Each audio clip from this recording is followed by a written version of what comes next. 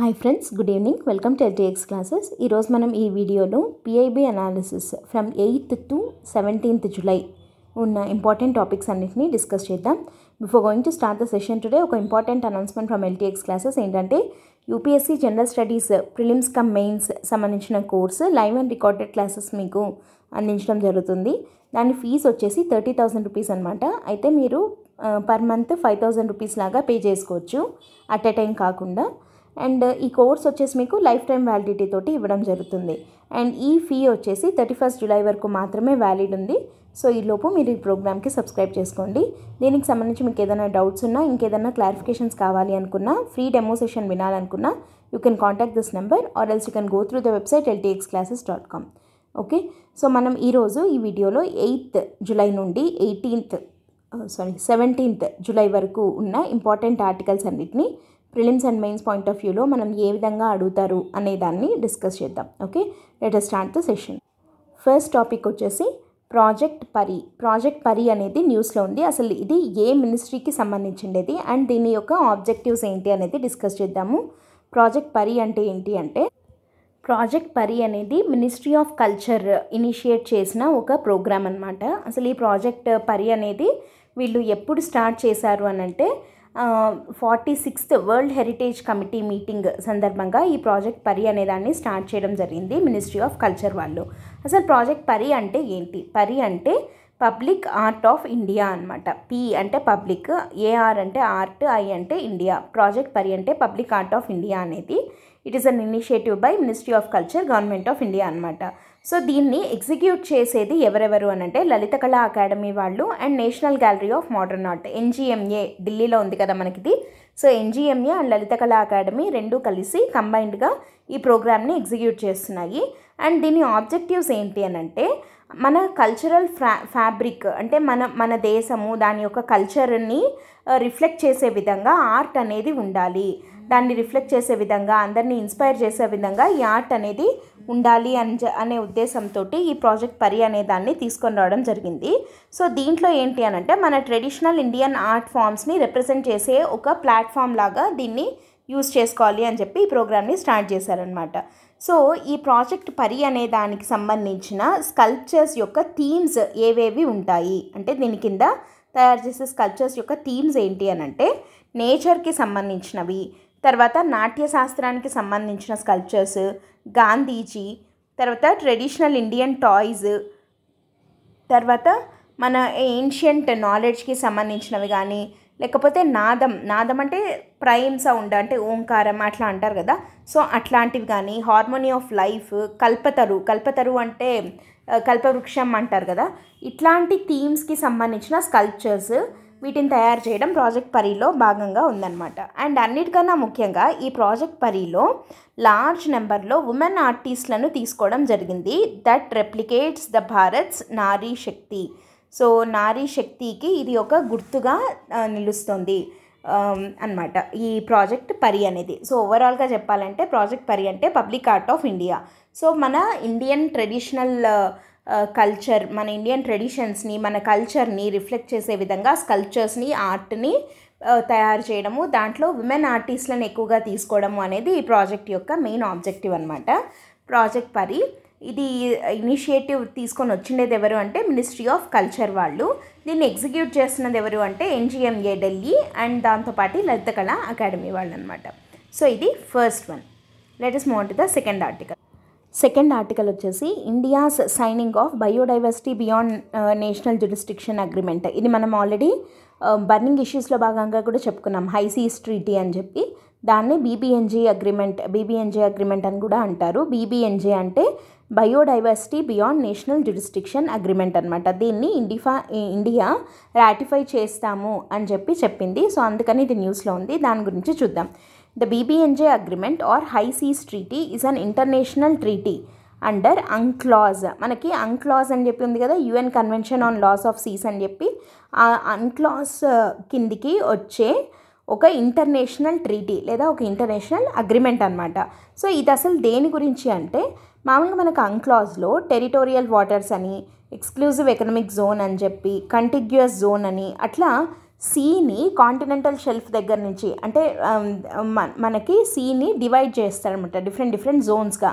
So ఒక్కొక్క జోన్లో ఆ పర్టికులర్ కంట్రీకి కొన్ని రైట్స్ అనేవి ఉంటాయి. సో అట్లా ఏంటంటే నేషనల్ జ్యూరిస్డిక్షన్ బియాండ్ ఉన్న సీ వాటర్నంతా హై సీ అని చెప్పి పిలుస్తారు. ఆ హై సీస్లో ఉండే బయోడైవర్సిటీని కాపాడుకోవాలి అనే ఉద్దేశంతో తీసుకొని వచ్చిండేదే BBNJ అగ్రిమెంట్, అంటే biodiversity beyond national jurisdiction agreement అనమాట. సో ఇప్పుడు దాని గురించి కొన్ని పాయింట్స్ చూద్దాం. It aims to address the growing concerns over the long term protection of marine biodiversity in the high seas. ఆ హై సీస్లో ఉండే మెరైన్ బయోడైవర్సిటీయే కదా అక్కడ ఉండేది. సో దాన్ని ప్రొటెక్ట్ చేసుకోవాలి. అది లాంగ్ టర్మ్ కన్సర్న్ అనమాట. చాలా ఏళ్ళుగా పెండింగ్ పడుతూ వస్తున్న కన్సర్న్ అది. దాన్ని ప్రొటెక్ట్ చేసుకోవాల్సిన అవసరం ఉంది అని చెప్పి. సో దానికోసం ఈ అగ్రిమెంట్ని, ఈ BBNJ అగ్రిమెంట్ని తీసుకొని రావడం జరిగింది. ఓకే, ఎందుకు అనంటే ఈ హై సీస్లో ఏ ఒక్క కంట్రీకి సావరెన్ రైట్స్ అనేవి ఉండవన్నమాట. అక్కడున్న మెరైన్ రిసోర్సెస్ మీద సావరెన్ రైట్స్ అనేవి ఏ ఒక్క కంట్రీకి ఉండవు. కానీ అక్కడున్న వాటిని అన్నిటినీ అన్ని కంట్రీస్ ఫెయిర్ అండ్ ఈక్విటబుల్గా వాటి బెనిఫిట్స్ని షేర్ చేసుకోవచ్చు. అండ్ అక్కడున్న మెరైన్ బయలాజికల్ డైవర్సిటీని సస్టైనబుల్గా వాడుకుంటూనే దాన్ని ప్రొటెక్ట్ చేయాల్సిన రెస్పాన్సిబిలిటీ అన్నిటి మీద ఉంది అని చెప్పడం కోసమే ఈ ఇంటర్నేషనల్ అగ్రిమెంట్ BBNJ అగ్రిమెంట్ని తీసుకొని రావడం జరిగిందనమాట. సో ఇక్కడ ఏమనుంది, it sets a precise mechanism for sustainable use of marine biological diversity through international cooperation. అంటే ఒక కంట్రీ ఇంకో కంట్రీ కోఆపరేట్ చేసుకుంటూ అక్కడున్న హై సీస్లో ఉన్న మెరైన్ బయలాజికల్ డైవర్సిటీని కాపాడుతూ అండ్ ఏ పార్టీ కూడా అంటే ఏ కంట్రీ కూడా వాటి మీద సావరెన్ రైట్స్ని ఎక్సర్సైజ్ చేయకుండా, అంటే వాటికి మాత్రమే దాని మీద హక్కు ఉంది అన్నట్టు కాకుండా అండ్ ఆ మెరైన్ బయోడైవర్సిటీ రిసోర్సెస్ని ఫెయిర్ అండ్ ఈక్విటబుల్గా వాటి బెనిఫిట్స్ని షేర్ చేసుకునే విధంగా చూడడం కోసమే ఈ BBNJ అగ్రిమెంట్ని తీసుకొని రావడం జరిగిందనమాట.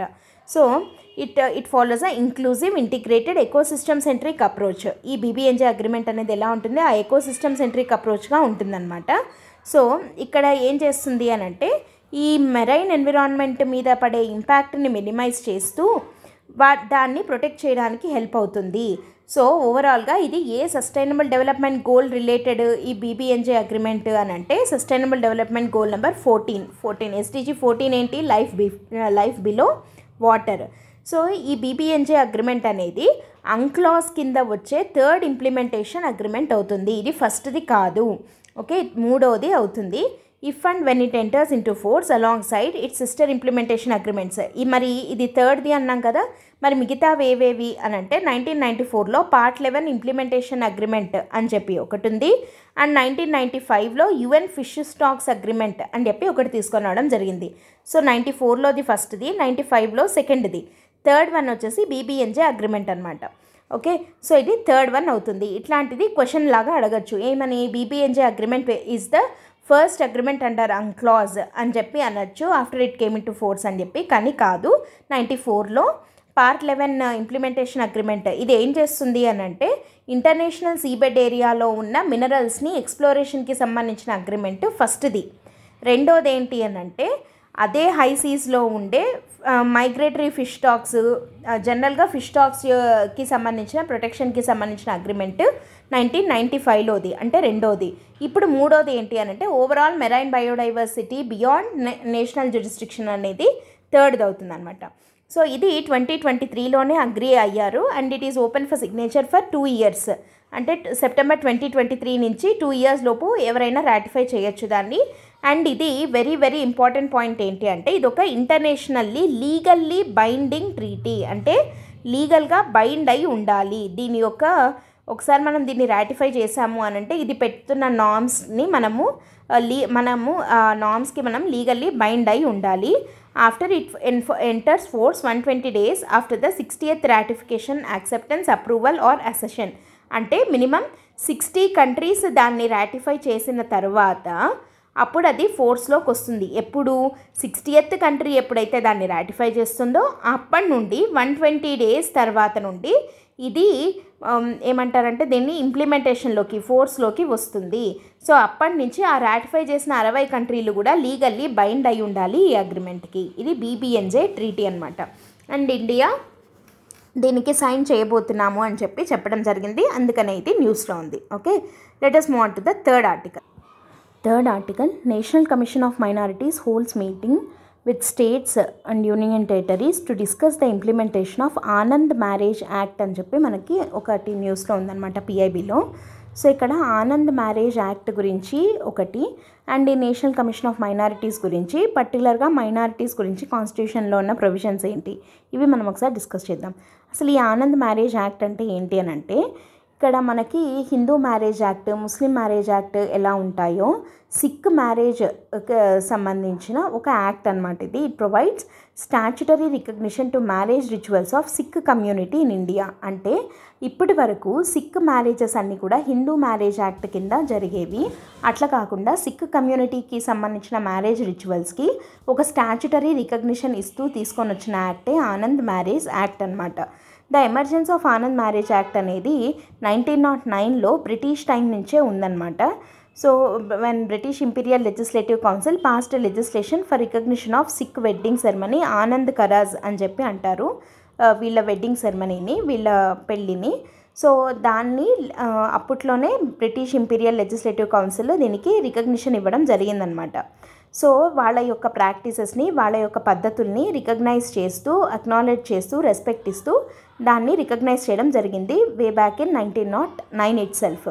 తర్వాత 2012లో పార్లమెంట్ ఆనంద్ మ్యారేజ్ బిల్ అని పాస్ చేసింది. అండ్ అంటే ఇది లీగల్ రికగ్నిషన్ కిందకి తీసుకొని రావాలి సిక్ మ్యారేజెస్ని అనే ఉద్దేశంతో 2012లో ఈ బిల్ని పాస్ చేయడం జరిగిందనమాట. తర్వాత సెంట్రల్ గవర్నమెంట్ కొన్ని అమెండ్మెంట్స్ని చేసి ఆ తర్వాత ఇండివిజువల్ స్టేట్స్ అండ్ యూనియన్ టెరిటరీస్కి వదిలేసింది. ఏంటి అని అంటే, ఈ Anand registration Anand marriage act కింద ఎట్లాంటి మ్యారేజెస్ని రికగ్నైజ్ చేయొచ్చు, వాటికి సంబంధించిన రూల్స్ అవన్నీ ఏ స్టేట్ అంతకు ఆ స్టేట్, ఏ యూనియన్ టెరిటరీ అంతకు అది ఫ్రేమ్ చేసుకోండి అని చెప్పి రెస్పెక్టివ్ స్టేట్స్ అండ్ యూనియన్ టెరిటరీస్కి వదిలేసిందనమాట. ఈ యాక్ట్ యొక్క సిగ్నిఫికెన్స్ ఏంటి అని అంటే, it provides statutory recognition to marriage rituals of Sikhs fulfilling their long standing demand to not to have solemnise their marriages అంటారు హిందూ మ్యారేజ్ యాక్ట్. ఇందాక మనం అనుకున్నట్టు వీళ్ళని హిందూ మ్యారేజ్ యాక్ట్ కిందనే మనం హిందూ మ్యారేజ్ యాక్ట్లో హిందూ అనే డెఫినేషన్ కింద సిక్కులు కూడా వచ్చేవాళ్ళు. అట్లా కాకుండా సిక్కులకు సపరేట్గా ఆనంద్ మ్యారేజ్ యాక్ట్ అని చెప్పి తీసుకొని వచ్చి దాని కిందనే వాళ్ళ రిచువల్స్ని రికగ్నైజ్ చేయాలి అని చెప్పి వాళ్ళ లాంగ్ స్టాండింగ్ డిమాండ్ ఇది. దాన్ని ఓకే చేసినట్టు అయిందనమాట దీంతో. సో ఇక్కడ నేషనల్ కమిషన్ ఆఫ్ మైనారిటీస్ గురించి మనము కొన్ని పాయింట్స్ని చూద్దాము. 1978లో మైనారిటీ కమిషన్ అనే దాన్ని పెట్టడం జరిగింది under ministry of home affairs. వాళ్ళు ఒక రెజల్యూషన్తో మైనారిటీస్ కమిషన్ అనే దాన్ని సెటప్ చేయడం జరిగిందనమాట. 1984లో ఈ మైనారిటీస్ కమిషన్ అనేది హోమ్ అఫైర్స్ నుంచి డిటాచ్ అయ్యి కొత్తగా మినిస్ట్రీ ఆఫ్ వెల్ఫేర్ అని ఒక మినిస్ట్రీని తీసుకొని రావడం జరిగింది 84లో. దాని కిందకి పెట్టడం జరిగింది. అయితే తర్వాత ఏం జరిగింది, 1992లో national commission for minorities act అని చెప్పి ఒక చట్టంని తీసుకొని వచ్చారు. దాని ప్రకారము మైనారిటీ కమిషన్ అనేది ఒక స్టాచ్యుటరీ బాడీ, ఒక స్టాచ్యూట్ బ్యాకింగ్ ఉంది కాబట్టి ఇది ఒక స్టాచ్యుటరీ బాడీగా ఫామ్ అయింది. అండ్ ఈ మైనారిటీ కమిషన్ అనే దాని పేరుని నేషనల్ కమిషన్ ఫర్ మైనారిటీస్గా మార్చడం జరిగిందనమాట. అట్లా 1993లో ఫస్ట్ టైం ఈ నేషనల్ కమిషన్ ఫర్ మైనారిటీస్ని సెటప్ చేశారు. అండ్ దాని ప్రకారము రిలీజియస్ కమ్యూనిటీస్ 5ని రికగ్నైజ్ చేయడం జరిగింది మైనారిటీస్గా. ఎవరెవరు అనంటే ముస్లిమ్స్, క్రిస్టియన్స్, సిక్కులు, బుద్ధిస్టులు, జొరాస్ట్రియన్స్. అండ్ జొరాస్ట్రియన్స్ అన్న పార్సీస్ అన్న ఒకరే. సో వీళ్ళను మైనారిటీ కమ్యూనిటీస్ కింద రికగ్నైజ్ చేయడం జరిగిందనమాట. తర్వాత 2014లో జైన్స్ని కూడా మైనారిటీ కింద రికగ్నైజ్ చేయడం జరిగింది. అసలు ఈ నేషనల్ కమిషన్ ఫర్ మైనారిటీస్ యొక్క కంపోజిషన్ ఏంటి అంటే, దీనికి ఒక చైర్పర్సన్ ఉంటాడు, ఒక వైస్ చైర్పర్సన్ అండ్ 5 మెంబర్స్ ఉంటారు.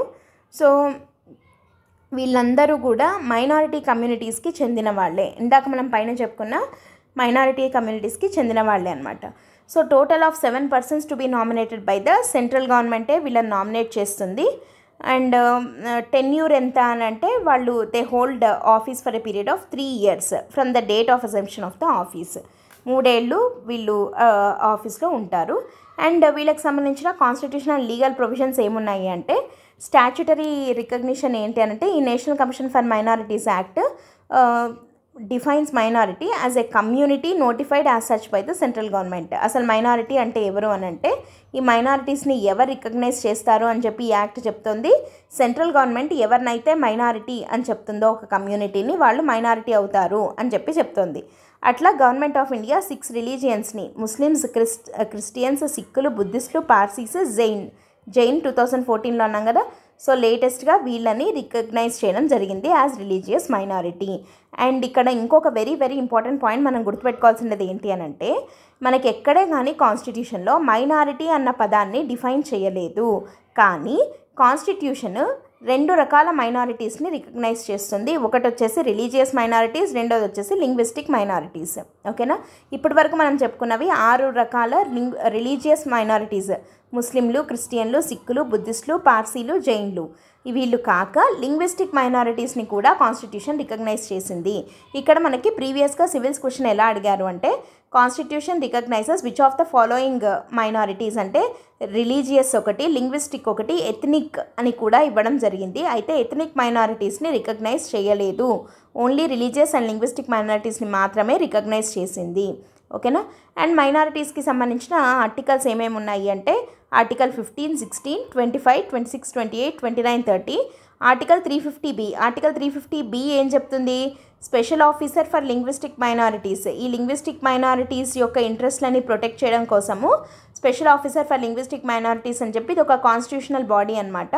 సో దీన్ని కూడా రికగ్నైజ్ చేయడం జరిగింది. ఇది కాన్స్టిట్యూషన్లో ఆర్టికల్లో 350Bలో ఉందన్నమాట. So constitution recognises how many types of minorities అంటే రిలీజియస్ అండ్ లింగ్విస్టిక్ అని చెప్తాం. రిలీజియస్లో ఎంతమంది అంటే 6 రకాలు: ముస్లిమ్స్, క్రిస్టియన్స్, సిక్లు, బుద్ధిస్టులు, పార్సీలు, జైన్స్.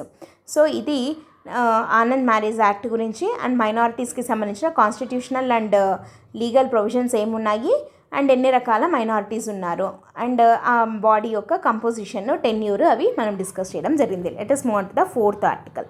4th ఆర్టికల్ ఏంటి అనంటే ఖర్చీ పూజ అని చెప్పి జరిగింది. సో ఈ సందర్భంగా పిఎం విష్ చేయడం జరిగిందనమాట. అసలు ఈ ఖర్చీ పూజ ఇట్లాంటివి ఎట్లా అడుగుతాను అంటే ఇవి ఏ స్టేట్ యొక్క ఫెస్టివల్ అట్లా అడగచ్చు క్వశ్చన్ కల్చర్లో భాగంగా. సో ఇది ఎక్కడ అనంటే ఇట్ ఈజ్ అబ్జర్వ్డ్.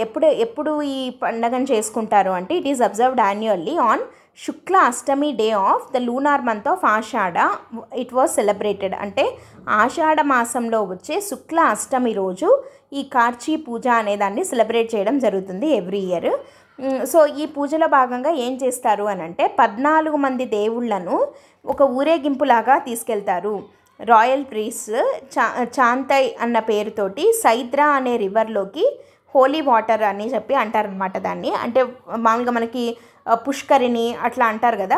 సో అట్లా ఒక రివర్ ఉంది సైద్రా రివర్ అని చెప్పి. సో దాంట్లోకి తీసుకెళ్ళి ఆ 14 మంది దేవుళ్లను అక్కడ బాతింగ్ కోసం, స్నానం కోసం తీసుకెళ్ళి వాటికి స్నానం చేయించి ఆ 14 మంది దేవుళ్ళకి మళ్ళీ తిరిగి టెంపుల్లోకి తీసుకొని రావడమే కార్చీ పూజ అంటే.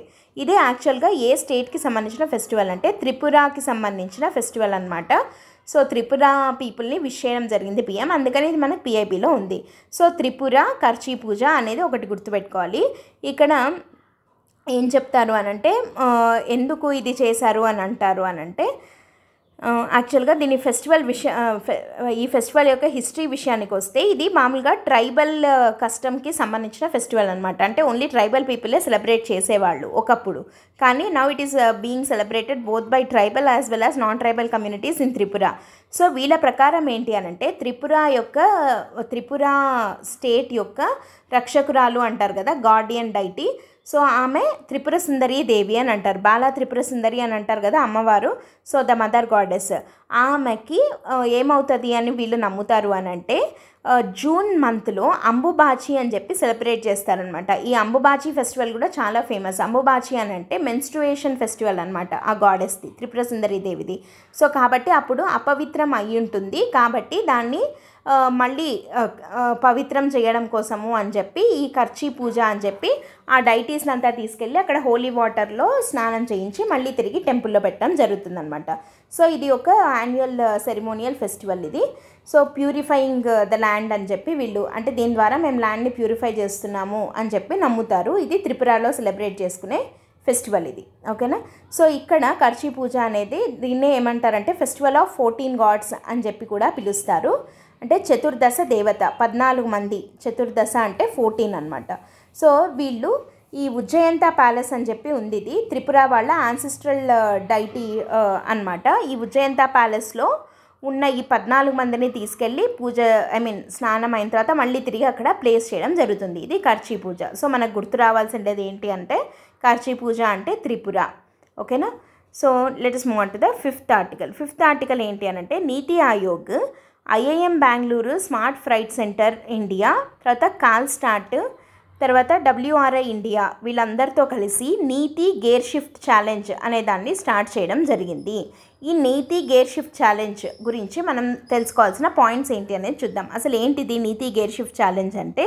దీని ఆబ్జెక్టివ్ ఏంటి అనంటే to encourage innovative business models for adapting zero emission trucks in India, tackling key economic and environmental challenges. మనకి ఎన్విరాన్మెంట్ ఎంత పొల్యూట్ అవుతుందో దాంట్లో మళ్ళీ పర్టికులర్గా మనకి వెహికులర్ పొల్యూషన్ అనేది ఎంత కారణమవుతుందో తెలిసిన విషయమే. కాబట్టి జీరో ఎమిషన్ ట్రక్స్ని ఇండియాలో తీసుకొని రావాలి అనే దానికోసము ఒక హ్యాకథాన్ లాగా పెట్టిండైతే ఈ నీతి గేర్ షిఫ్ట్ ఛాలెంజ్ అనేది. గేర్ని షిఫ్ట్ చేయాల్సిన టైం వచ్చింది టువర్డ్స్ ఎమిషన్ ఫ్రీ ట్రక్స్ అనమాట. జీరో ఎమిషన్ ట్రక్స్ వైపుగా మనం మారాల్సిన అవసరం ఉంది అన్నదానికి గుర్తుగా గేర్ షిఫ్ట్ ఛాలెంజ్ అనే దాన్ని స్టార్ట్ చేయడం జరిగింది నీతి ఆయోగ్. సో దీని ఫీచర్స్ ఏంటి అని అంటే ఇక్కడ ఏం చేస్తారు అనంటే ఇందాక మనం చెప్పుకున్నట్టు ఇది ఒక హ్యాకథాన్ లాంటిది. అంటే students, transport professionals, academics, researchers అందరూ కలిసి మంచి మంచి ఇన్నోవేటివ్ బిజినెస్ మోడల్స్ తోటి వాళ్ళు ముందుకు వస్తారు to tackle several technical, financial and operational issues in adapting the electric ట్రక్స్లో ఈ ట్రక్స్ని అంటే ఎమిషన్ ఫ్రీగా ఉండాలంటే ఈ వెహికల్సే కదా ఇప్పుడు మొత్తం ఉన్నది. సో ఎలక్ట్రిక్ ట్రక్స్ని తీసుకొని రావడంలో ఉండే ఫైనాన్షియల్ ఇష్యూస్ ఏమున్నాయి, టెక్నికల్గా ఏం ప్రాబ్లమ్స్ వస్తాయి, ఆపరేషన్ వైజ్ ఏం ఇష్యూస్ వస్తాయి అన్న దాని గురించి డిస్కస్ చేసి వాటికి ఒక సొల్యూషన్స్ని తీసుకొని రావాలి. ఒక ఇన్నోవేటివ్ బిజినెస్ మోడల్ని తయారు చేయాలి అంటే ఇందులో ఉన్న అందరు స్టేక్ హోల్డర్స్ని కలిపి ఒక స్టేజ్ మీదకి తీసుకొని రావడమే ఈ గేర్ షిఫ్ట్ ఛాలెంజ్ యొక్క ముఖ్య ఉద్దేశం అన్నమాట. సో దీని స్ట్రక్చర్ ఏంటి అంటే 2 రౌండ్స్లో జరుగుతుంది. సో ఇక్కడ ఫస్ట్ వాళ్ళు వాళ్ళ ఛాలెంజెస్ తోటి ముందుకు రావడం జరుగుతుంది సపోర్టెడ్ బై రీసెర్చ్, అండ్ కొంతమందిని షార్ట్ లిస్ట్ చేస్తారు. తర్వాత దాని ఇంప్లిమెంటేషన్ ప్లాన్స్ ఇంకా అడిషనల్ రీసెర్చ్కి సంబంధించి మాట్లాడడం జరుగుతుందన్నమాట. సో అసలు ఈ నీతి గేర్ షిఫ్ట్ ఛాలెంజ్ యొక్క సిగ్నిఫికెన్స్ ఏంటి అని అంటే ఇప్పుడు మనం చూద్దాం. ఇండియాస్ ఫ్రైట్ సెక్టర్, ఫ్రైట్ అంటే ఏంటిది, ట్రాన్స్పోర్ట్ లైక్ గూడ్స్ ఇట్లాంటివి, ట్రాన్స్పోర్టేషన్ అట్లాంటివి కదా. సో ఫ్రైట్ సెక్టర్ అనేది చాలా కీ రోల్ ప్లే చేస్తుంది in delivering goods to more than 1.4 billion పీపుల్కి గూడ్స్ని డెలివర్ చేసే ఫ్రైట్ సెక్టర్ అనేది ఎంత వాడుతోంది డీజిల్ని అంటే since road freight accounts for 55% of the diesel use. మొత్తం డీజిల్ యూజ్లో 55% రోడ్డులో ఫ్రైట్ సెక్టరే వాడుతుంది. అండ్ దానివల్ల 40% ఆఫ్ CO2 ఎమిషన్స్ అవుతున్నాయి. So there is an urgent need to shift towards sustainable solutions అనమాట. ఆ సస్టైనబుల్ సొల్యూషన్ ఏంటి అని అంటే ఎలక్ట్రిఫైయింగ్ ద ఫ్రైట్ ట్రాన్స్పోర్టేషన్, అంటే ఈ వెహికల్స్ని వాడడము. దానివల్ల ఏమవుతుంది అంటే ఎమిషన్స్ తగ్గుతాయి, ఎయిర్ క్వాలిటీ ఇంప్రూవ్ అవుతుంది, అండ్ ఎనర్జీ సెక్యూరిటీ కూడా పెరుగుతుంది. So, by harnessing the participants' creativity and expertise, the hackathon will provide practical solutions to accelerate the adoption of zero-emission trucks. This will benefit both the economy as well as environment. Environment కానీ economy కానీ దీనివల్ల బాగుపడుతుంది. ఎందుకు అనంటే participants యొక్క creativity ద్వారా, వాళ్ళకున్న expertise ద్వారా ఈ హ్యాకథాన్లో ఈ వెహికల్ ఈ ట్రక్స్కి కావాల్సిన సొల్యూషన్స్ అన్నీ దొరుకుతాయి. కాబట్టి ప్రాక్టికల్ సొల్యూషన్స్, జీరో ఎమిషన్ ట్రక్స్ని మనము త్వరగా ఇంప్లిమెంటేషన్లోకి తీసుకొని రావచ్చు అనే ఉద్దేశంతో ఈ హ్యాకథాన్ని నీతి ఆయోగ్ ఏర్పాటు చేయడం జరిగింది. That is gear shift challenge అనమాట. సో సింపుల్గా గేర్ షిఫ్ట్ ఛాలెంజ్ అనేది ఎవరు స్టార్ట్ చేశారంటే నీతి ఆయోగ్ అని చెప్పొచ్చు. ఇన్ అసోసియేషన్ విత్ చాలానే ఉన్నాయి, బట్ నీతి ఆయోగ్ ఒకటి గుర్తుపెట్టుకుంటే సరిపోతుంది. ఈ గేర్ షిఫ్ట్ ఛాలెంజ్ దేని గురించి అని అంటే it's a kind of hackathon to have some practical solutions regarding zero emission trucks అనమాట. Next let us move on to the sixth ఏం లేదు, సింపుల్ న్యూస్ ఏంటంటే నేపాల్కి కొత్త ప్రైమ్ మినిస్టర్గా కేపీ శర్మ ఓలీ స్వార్నింగ్ చేశారు ఆన్ 15th July 2024. సో ఈ కేపీ శర్మ ఓలీని కంగ్రాచులేట్ చేస్తూ PM పెట్టిన మెసేజ్ ఉంది కాబట్టి మనకి PIBలో న్యూస్ వచ్చింది. ఇది ఓలీ ఎవరిని రీప్లేస్ చేశారు? కేపీ శర్మ ఓలీ పుష్పకుమార్ దహల్ని, ప్రచండ అంటారు కదా, పుష్పకుమార్ దహల్ ప్రచండ, ఈయనని రీప్లేస్ చేయడం జరిగింది. ఎందుకంటే ఈయన ట్రస్ట్ ఓట్ని కోల్పోయాడనమాట. అంటే మళ్ళీ పార్లమెంట్లో పెట్టిన trust vote, I mean confidence voting అట్లా అంటారు కదా, దాన్ని ఓడిపోవడం జరిగింది. అండ్ ఇప్పుడు KP Sharma was sworn in as PM. And ఈయన కూడా 30 days లోపు ఓట్ ఆఫ్ కాన్ఫిడెన్స్ని తీసుకోవాల్సి ఉంటుందన్నమాట. So if he prove confidence then he will continue as a PM. So ఇక్కడ టోటల్గా మనకు హౌస్ ఆఫ్ రిప్రజెంటేటివ్స్ నేపాల్లో 275 members ఉన్నారు. దాంట్లో అట్లీస్ట్ 138 votes కేపీ శర్మ ఓలీకి ఫేవర్గా పడితే then he'll continue as PM of the Nepal అనమాట. సో కొత్తగా నేపాల్ పిఎం ఎవరు అంటే కేపీ శర్మ ఓలీ, అంతవరకు గుర్తుపెట్టుకుంటే సరిపోతుంది. Next letters move to the 7th article. 7th article ఏంటి అంటే world heritage young professionals forum 2024 అని చెప్పి జరిగింది. సో దీని యొక్క ఇంపార్టెన్స్ ఏంటి అనేది చూద్దాం. అసలు ఇది ఎందుకు జరిగింది అని అంటే యునెస్కో వరల్డ్ హెరిటేజ్ కమిటీ యొక్క 46th సెషన్ జరుగుతుంది. దానికి ప్రిల్యూడ్గా ఇది జరిగిందనమాట. సో దీన్ని ఎవరు ఇనాగరేట్ చేశారు, ఎక్కడ ఇనాగరేట్ చేశారు అని అంటే ఢిల్లీలోని Pandit Deen Dayal Upadhyaya institute of archaeology వాళ్ళు దీన్ని ఇనాగరేట్ చేయడం జరిగింది. దీన్ని world heritage young professionals forum 2024ని. అండ్ దాని యొక్క థీమ్ ఏంటి అని అంటే world heritage in 21st century, building capacities and exploring opportunities for youth. అసలు మన వరల్డ్ హెరిటేజ్ని ప్రొటెక్ట్ చేసుకోవడంలో యూత్ యొక్క రోల్ ఏంటి అండ్ యూత్కున్న ఆపర్చునిటీస్ ఏంటి అనేదే ఈ ఇయర్ యొక్క థీమ్ అనమాట. దీనికి హోస్ట్ ఎవరు అంటే మినిస్ట్రీ ఆఫ్ కల్చర్ వాళ్ళు along with archaeological survey of India అనమాట. అసలు దీంట్లో ఏమేమి యాక్టివిటీస్ ఉంటాయి అంటే it brings together 50 young professionals, 20 from India and 30 from abroad. దేనికోసము అంటే వరల్డ్ హెరిటేజ్ని ప్రొటెక్ట్ చేయడానికి, ఇంకా ఫర్దర్గా ప్రమోట్ చేయడానికి ఏమేమి స్కిల్స్ అవసరము అనే దాని గురించి వాళ్ళకి స్కిల్లింగ్ ప్రోగ్రామ్ లాగా అనమాట. సో ఇది ఈ ఫోరం యొక్క యాక్టివిటీ. అండ్ దీంట్లో కీ ఫోకస్ ఏరియాస్ ఏమేమి ఉంటాయి అని అంటే క్లైమేట్ చేంజ్ ఇంపాక్ట్, ఈ వరల్డ్ హెరిటేజ్ సైట్స్ మీద క్లైమేట్ చేంజ్ ఇంపాక్ట్ ఎలా పడుతుంది, తర్వాత మన హెరిటేజ్ ప్రమోషన్ కోసం టెక్నాలజీని ఎలా వాడుకోవచ్చు, తర్వాత ఈ హెరిటేజ్ కన్జర్వేషన్లో కమ్యూనిటీ ఇన్వాల్వ్మెంట్ మనం ఎలా చేయొచ్చు, తర్వాత సస్టైనబుల్ టూరిజంని మనము ఎలా ప్రమోట్ చేయాలి, అండ్ యూత్లో ఈ సస్టైనబుల్ టూరిజం రిలేటెడ్ ఆంట్రప్రెన్యూర్షిప్ని ఎలా ఇంప్రూవ్ చేయొచ్చు, వీటన్నిటి గురించి డిస్కస్ చేయడానికి ఈ వరల్డ్ హెరిటేజ్ యూత్ ఫోరంని కండక్ట్ చేయడం జరిగిందనమాట. అసలు ఈ ప్రొఫెషనల్స్ ఫోరం గురించి మనం ఒకసారి చూసినట్టయితే it serves as a platform for inter cultural learning and exchange. ఎందుకు 20 members ఇండియా నుంచి, 30 members అబ్రాడ్ నుంచి అంటున్నాం. సో ఇంటర్ కల్చరల్ ఎక్స్చేంజ్ అనేది ఇక్కడ జరుగుతుంది. And it aims to enhance the expertise and capacities. ఈ ప్రొఫెషనల్స్ యొక్క యంగ్ ప్రొఫెషనల్స్ యొక్క కెపాసిటీస్ని ఇంకా ఎన్హాన్స్ చేయడానికి ఇది చాలా హెల్ప్ అవుతుంది. దాంతోపాటు యూత్ని ఇక్కడ మన వరల్డ్ హెరిటేజ్ సైట్స్ యొక్క ప్రొటెక్షన్లో వాళ్ళని ఇన్వాల్వ్ చేయడానికి, ఎంగేజ్ చేయడానికి ఈ కన్జర్వేషన్లో చాలా చాలా హెల్ప్ అవుతుంది అనమాట ఇట్లాంటి ఫోరం అనేది. ఓకేనా. సో ఇంకా ఇందాక మనం చెప్పుకున్నట్టు దీనికి ఫోకస్ ఏరియాస్లో ఏమున్నాయి, క్లైమేట్ చేంజ్ ఉంది, ఇన్నోవేటివ్ టెక్నాలజీస్ని ఎలా వాడాలి అని ఉంది. సో దీని ద్వారా it focuses on conservation of world heritage sites, addressing the climate change as well as innovative technologies for heritage management అని చెప్పి చెప్తున్నాం. ఇట్లాంటివి ఎందుకు హెల్ప్ అవుతాయి అని అంటే మనకి ఎస్ఏలో ఇట్లాంటివి అడిగేదానికి స్కోప్ ఉంది. ఏంటి అని అంటే role of youth in preserving Indian culture, role of youth in preserving Indian culture అని చెప్పి అంటారు. సో అట్లాంటప్పుడు ఇట్లాంటివి పాయింట్స్ లాగా మనం రాయొచ్చు అనమాట. సో ఇట్లాంటి world heritage youth forum, young professionals forum లాంటివి కండక్ట్ చేయడం ద్వారా కూడా యూత్ని ఎంగేజ్ చేయొచ్చు in conserving the world heritage sites, అట్లాంటివి రాయొచ్చు అనమాట. So you can expect such kind of these kind of topics as essay అనమాట. Role of youth in preserving Indian culture అట్లా అడిగేదానికి స్కోప్ ఉంది. ఓకేనా. Let us move on to the next one. Recent report of India's G20 task force on DPI highlighted India's leadership in this domain and urged the country to proactively extend its digital solutions to global south. ఇది very very important topic. ఇది ఏంటంటే India's G20 task force on DPI, digital public ఇన్ఫ్రాస్ట్రక్చర్కి సంబంధించి ఒక task force G20 task force report రావడం జరిగింది. So దాని యొక్క అవుట్కమ్ ఏంటి అంటే ఆ రిపోర్ట్లో ఏముంది, అసలు DPI అంటే ఏంటి అనేది ఫస్ట్ చూద్దాం.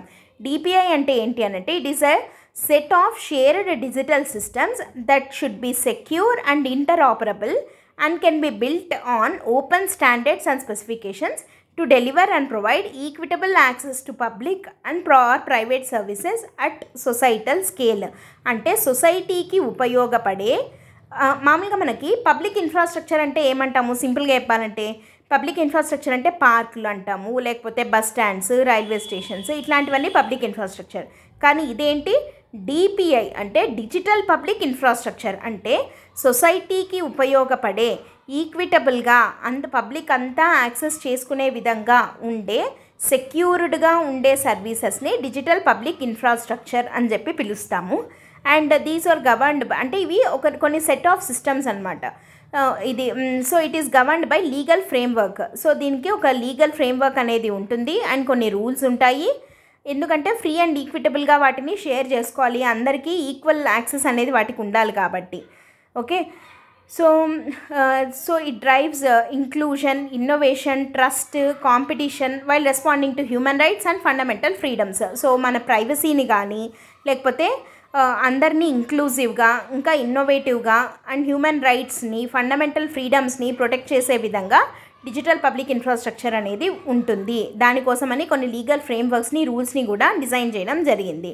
అసలు ఈ డిపిఐలో ఏమేమి కాంపోనెంట్స్ ఉంటాయంటే టెక్నాలజీ కాంపోనెంట్, గవర్నెన్స్ కాంపోనెంట్ అని చెప్పి ఉంటుందన్నమాట. ఈ టెక్నాలజీ కాంపోనెంట్ అంటే ఏంటి అని అంటే దీంట్లో డిజిటల్ సిస్టమ్స్ ఉంటాయి. అంటే టెక్నాలజీ ఓన్లీ టెక్నాలజీ రిలేటెడ్ ఇవి, అంటే సాఫ్ట్వేర్ కోడ్లు, తర్వాత ప్రోటోకాల్స్, స్టాండర్డ్స్ ఇట్లాంటివి. గవర్నెన్స్ అంటే ఏంటి, adoption, user adoption at scale by establishing trust in DPI. Governance framework అంటే ఏమేమి ఉంటాయి అని అంటే rules of engagement, governing stakeholder behaviour, cross cutting and domain specific norms, laws and policies, and governance embedded into digital technologies, accountable institutions for managing oversight on its design, deployment and implementation. So ఓవరాల్గా ఏంటంటే రెండో component governance. అంటే ఈ digital public ఇన్ఫ్రాస్ట్రక్చర్ని use చేసి how can we use this DPI in governance. సింపుల్గా చెప్పాలంటే ఇప్పుడు మనము గవర్నెన్స్ కోసం వాడుతున్న కొన్ని ఫీచర్స్ ఉన్నాయి కదా, like for example Aadhaar card కానివ్వండి, తర్వాత కోవిన్, ఇక్కడ కొన్ని ఎగ్జాంపుల్స్ ఉన్నాయి. Here you can see Aadhaar, UPI, CoWIN, DigiLocker, Diksha app, Umang app, తర్వాత జీఎం, ఈ మార్కెట్ ప్లేస్ కదా ఇది. సో తర్వాత ఇవన్నీ కూడా మనకి గవర్నెన్స్లో డిజిటల్ పబ్లిక్ ఇన్ఫ్రాస్ట్రక్చర్ని ఎలా ఎంబెడ్ చేస్తున్నాము, how it has become a part of governance అనే దానికి ఇవి మనం ఎగ్జాంపుల్స్ కింద రాయొచ్చు అనమాట. Here you can see the examples where we use DPI. And community, vibrant and inclusive community participation can enable value creation. So ఇక్కడ మొత్తం డిపిఐలో ఎన్ని కాంపోనెంట్స్ ఉంటాయంటే 3. ఒకటి వచ్చేసి టెక్నాలజీ కాంపోనెంట్, రెండోది వచ్చేసి గవర్నెన్స్ కాంపోనెంట్, మూడోది వచ్చేసి కమ్యూనిటీ కాంపోనెంట్. ఇది డిపిఐ, డిజిటల్ పబ్లిక్ ఇన్ఫ్రాస్ట్రక్చర్ అంటే. మరి దీనికి సంబంధించి ఈ రిపోర్ట్ ఇస్తున్న హైలైట్స్ ఏంటి అని అంటే the report recommends establishing a global standard organisation to harness the DPI ecosystem across various regions. అంటే ఇప్పుడు ఇప్పుడు మన ఇండియా యొక్క డిపిఐ ఎకోసిస్టమ్ని we can use it wherever it is needed. ఇందాక మనం పైన చెప్పుకున్నట్టు గ్లోబల్ సౌత్కి దాన్ని స్ప్రెడ్ చేయాలి అని చెప్పి. So this entity should have a multinational presence. చాలా కంట్రీస్లో కూడా దీన్ని వాడాలి అండ్ దానికోసం అని చెప్పి ఒక గ్లోబల్ స్టాండర్డ్ ఆర్గనైజేషన్ ఉండాలి దీన్నంతా చూసుకోవడానికి అని చెప్పి. And the expertise necessary to formulate policies and implement strategies effectively. So దీనివల్ల ఏమవుతుంది అని అంటే గ్లోబల్ సౌత్కి మనము మన కంట్రీ అంటే గ్లోబల్ సౌత్లో ఉన్న అన్ని కంట్రీస్ మధ్య కొలాబరేషన్ పెరుగుతుంది అండ్ వాటికి మన డిపిఐని స్ప్రెడ్ చేయొచ్చు. And integration of artificial intelligence with DPI. So దీని ద్వారా ఏంటి అని అంటే డిపిఐకి ఆర్టిఫిషియల్ ఇంటెలిజెన్స్ తోడవ్వాలి. బట్ దానికి తోడు ఏముండాలి, దాన్ని ఎథికల్గా యూజ్ చేయాలి అండ్ డేటా ప్రైవసీకి సంబంధించిన సేఫ్ గార్డ్స్ కూడా ప్రాపర్గా ఉండాలి. సో ఇవంతా చూసుకోవాలి. అండ్ దాంతోపాటు ఈ రిపోర్ట్ ఇంకా ఏం చెప్తోంది అని అంటే ఓపెన్ సోర్స్ సాఫ్ట్వేర్ని యూజ్ చేయాలి.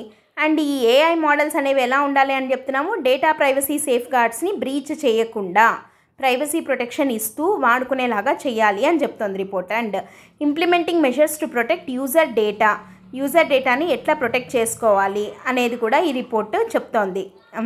తర్వాత ఏఐ అల్గారిథమ్స్లో ఉన్న బయాసెస్ని అడ్రస్ చేయాల్సిన అవసరం ఉంది to ensure fair treatment for all users అని చెప్పి కూడా ఈ G20 టాస్క్ ఫోర్స్ ఇచ్చిన రిపోర్ట్ చెప్తోందనమాట. సో ఇక్కడ ఈ రిపోర్ట్ మనకి ఇంపార్టెంట్ కాదు, ఈ డిజిటల్ పబ్లిక్ ఇన్ఫ్రాస్ట్రక్చర్ అనే ఈ టాపిక్ ఉంది కదా, ఈ topic very very very important topic in science and technology. దీని మీద మనకు ప్రీవియస్గా APPSC Group 1లో కూడా డైరెక్ట్గా మనకి క్వశ్చన్ రావడం జరిగింది about digital public infrastructure and దాని రోల్ గురించి. సో వెరీ ఇంపార్టెంట్ కాన్సెప్ట్ ఇది.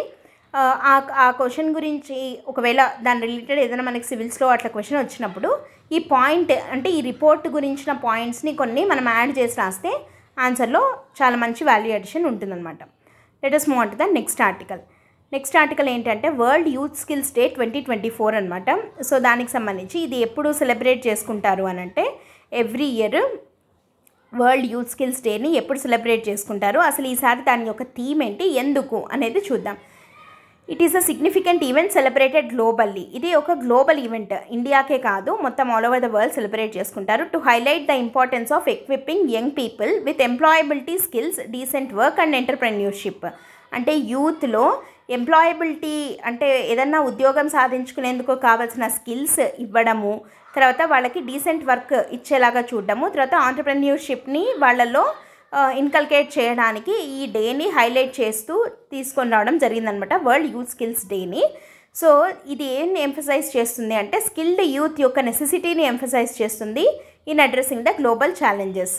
సో ఈసారి ఈ ఇయర్ యొక్క థీమ్ ఏంటి, 2024 యొక్క థీమ్ ఏంటి అని అంటే దీని డెడికేటెడ్ థీమ్ వచ్చేసి transforming youth skills for the future.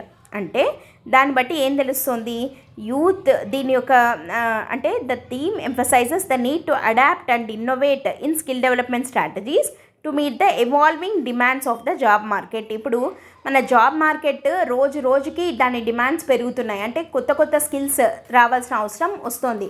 ఒకవేళ ప్రాపర్గా స్కిల్లింగ్ లేదు అని అంటే మనం వెనకబడిపోతాము, యూత్లో ఎంప్లాయబిలిటీ అనేది తగ్గిపోతుంది. సో కాబట్టి ఆ ఎవాల్వింగ్ డిమాండ్స్కి తగినట్టు ఆ ఫ్యూచర్ స్కిల్స్ ఏవైతే ఉంటాయో వాటికి తగినట్టు మన యూత్ని స్కిల్ చేయాలి అన్న దానికోసము ఈ థీమ్ని పెట్టడం జరిగింది, transforming youth skills for the future అని చెప్పి. సో ఫ్యూచర్ ఆపర్చునిటీస్ని ఛాలెంజెస్ని ఎదుర్కొనేందుకు యూత్ రెడీగా ఉండేలాగా ఈ యూత్ స్కిల్స్ డే యొక్క థీమ్గా దాన్ని పెట్టడం జరిగిందనమాట. ఓకేనా.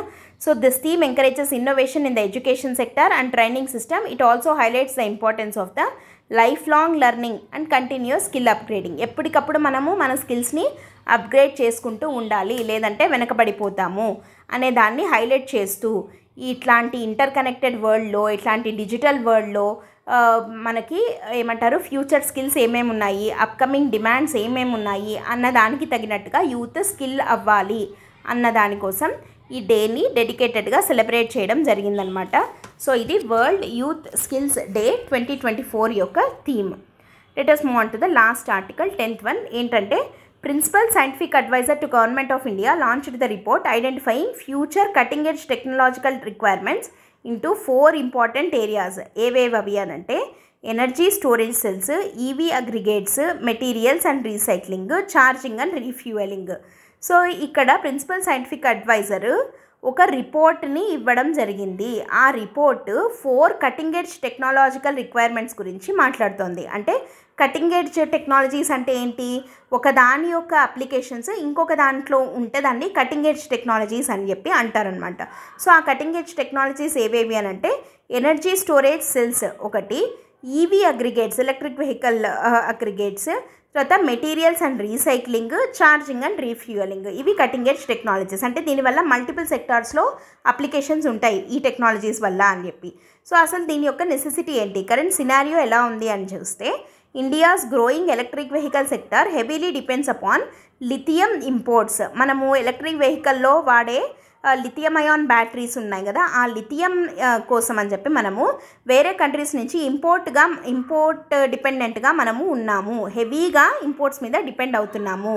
అండ్ దాంతోపాటు హార్డ్వేర్ మ్యానుఫ్యాక్చరింగ్ బేస్ కూడా మన దగ్గర అవైలబుల్గా లేదు. సో దానికోసం కూడా మనము ఇంపోర్ట్స్ మీద డిపెండ్ అవుతున్నాము. తర్వాత 90% of the used batteries are either processed by unorganized industry or end up in landfills and garbage dumps. అంటే రీసైక్లింగ్ ప్రాపర్గా లేదు, ల్యాండ్ ఫిల్స్లో వాటిల్లో పడేస్తున్నాము యూజ్డ్ బ్యాటరీస్ని. 90% ఆఫ్ యూజ్డ్ బ్యాటరీస్ని ప్రాసెస్ చేయట్లేదు, ల్యాండ్ ఫిల్స్లో గార్బేజ్లలో పడేస్తున్నాము. అండ్ ఇంకొకటి ఏంటి, ఇప్పుడు 4ది 4ది ఛార్జింగ్ అండ్ రీఫ్యూయలింగ్ కదా. సో మనకి ఈవీస్కి సంబంధించి ఓన్లీ 2000 ఛార్జింగ్ స్టేషన్స్ మాత్రమే ఉన్నాయి according to NITI Aayog report 2021. So ఇది కరెంట్ సినారియో. మరి ఇప్పుడు దీనికి సంబంధించి R&D రోడ్ మ్యాప్ని ఇచ్చింది ప్రిన్సిపల్ సైంటిఫిక్ అడ్వైజర్. ఏమి ఇచ్చిందో అనేది చూద్దాం. ఎనర్జీ స్టోరేజ్ సెల్కి సంబంధించి అంటే ఈ లిథియం రిజర్వ్స్కి సంబంధించి ఏం చెప్తోంది అని అంటే, లిథియం రిజర్వ్స్ ఇంకా ఇండియాలో ఏమేమి ఉన్నాయో వాటిని ఫైండ్ అవుట్ చేసే ప్రాసెస్ని యాక్సిలరేట్ చేయాలి. అండ్ దాంతోపాటు ఎగ్జిస్టింగ్ సప్లై చైన్ స్ట్రాటజీస్ని ఇంకా ఎస్టాబ్లిష్ చేయాల్సిన అవసరం ఉంది. అండ్ ఈ lithium ion battery lithium cell ప్రొడక్షన్కి సంబంధించిన టెక్నాలజీస్ని ఇంకా ఇంకా బాగా ఎన్హాన్స్ చేయాల్సిన అవసరం ఉంది అని చెప్పి ఒకటి చెప్పింది. ఈవీ అగ్రిగేట్స్ విషయానికి వస్తే emphasis on hybrid energy storage systems, HESS అంటారనమాట. అంటే బ్యాటరీస్, సూపర్ కెపాసిటర్స్ ఇట్లాంటి వాటి మీద ఎక్కువగా, అంటే అట్లాంటి వాటికి సంబంధించిన ఇండస్ట్రీస్ని ఎక్కువగా పెట్టాల్సిన అవసరం ఉంది అని చెప్పడం జరిగింది. ఇంకా ఈ రీసైక్లింగ్ విషయానికి వస్తే economic analysis of recycling value chain and implementation methods for monitoring and reporting the environmental impact. మనం ఇందాక చెప్పుకున్నాం కదా, ఏంటి 90% ఆఫ్ ద యూస్డ్ బ్యాటరీస్ని ల్యాండ్ ఫిల్స్లో గార్బేజెస్లో డంప్ చేస్తున్నారు అని. సో అట్లా వాటి వల్ల వచ్చే ఎన్విరాన్మెంటల్ ఇంపాక్ట్ని గురించి రిపోర్ట్ చేస్తూ దాన్ని మానిటర్ చేస్తూ అలా జరగనీయకుండా చేయడం. అండ్ ఇంకా ఎక్కువగా అన్ఆర్గనైజ్డ్ సెక్టారే చేస్తుంది. అలా కాకుండా ఆర్గనైజ్డ్గా దాన్ని, అంటే లైక్ ఆ కలెక్షన్ ఆఫ్ బ్యాటరీస్ రీసైక్లింగ్ని చేయాలి అని చెప్తోంది రోడ్ మ్యాప్. ఇంకా లాస్ట్ది ఏం చెప్తోంది, ఛార్జింగ్ అండ్ రీఫ్యూయలింగ్. అంటే ఇందాక మనం అనుకున్నట్టు ఈ ఛార్జింగ్ స్టేషన్స్ అవి ఓన్లీ 2000 స్టేషన్స్ మాత్రమే ఉన్నాయి అని అన్నాం కదా. సో ప్రాపర్ రోడ్ ఇన్ఫ్రాస్ట్రక్చర్ కావాలి. దాంతోపాటు ఈ ఈవీ ఛార్జింగ్ టెక్నిక్స్ ఇట్లాంటి వాటికి సంబంధించిన కొత్త టెక్నాలజీస్ని తీసుకొని రావాలి. అండ్ నెంబర్ ఆఫ్ ఛార్జింగ్ స్టేషన్స్ని కూడా పెంచాల్సిన అవసరం ఉంది. ఇది R&D రోడ్ మ్యాప్ చెప్తోందనమాట. ఓకేనా. And coming to the last article, ఇది ఒక చిన్న టాపిక్ అంతే. ఏంటంటే ఆపరేషన్ నన్హే ఫరిష్తే అని చెప్పి. నన్హే ఫరిష్తే అనేది దేనికి సంబంధించింది అంటే రైల్వే ప్రొటెక్షన్ ఫోర్స్ వాళ్ళకి సంబంధించింది ఈ ఆపరేషన్. సో ఇది ఊరికే న్యూస్లో ఉంది, ఒక చిన్న టాపిక్. ఏంటంటే రైల్వే ప్రొటెక్షన్ ఫోర్స్ అంటే ఏంటంటే ఇండియన్ రైల్వే జోన్స్కి సంబంధించి పిల్లలని రెస్క్యూ చేయడము ఈ ఆపరేషన్ నన్హే ఫరిష్తే యొక్క ముఖ్య ఉద్దేశం అనమాట. సో ఇది స్టార్ట్ అయింది 2018లో. సో లాస్ట్ 7 years అంటే 18 నుంచి 2024 మే వరకు రైల్వే ప్రొటెక్షన్ ఫోర్స్ వాళ్ళు దాదాపు 84,119 మంది చిల్డ్రన్ని రిస్క్లో ఉన్న వాళ్ళని సేవ్ చేయడం జరిగింది. ఇది ఆపరేషన్ నన్హే ఫరిష్తే. ఇంకా అంతకన్నా దీనికి మనము డిస్కస్ చేయాల్సిన అవసరం లేదు, జస్ట్ ఊరికే ఒక పాయింట్ వచ్చింది కాబట్టి చెప్పడం జరిగిందనమాట. So these are the articles from PIB from 8th July to 17th July. మనం ఇంకొక వీడియోలో నెక్స్ట్ PIB ఆర్టికల్స్ గురించి డిస్కస్ చేద్దాం. So keep viewing the videos. All the best. That's it for today. By.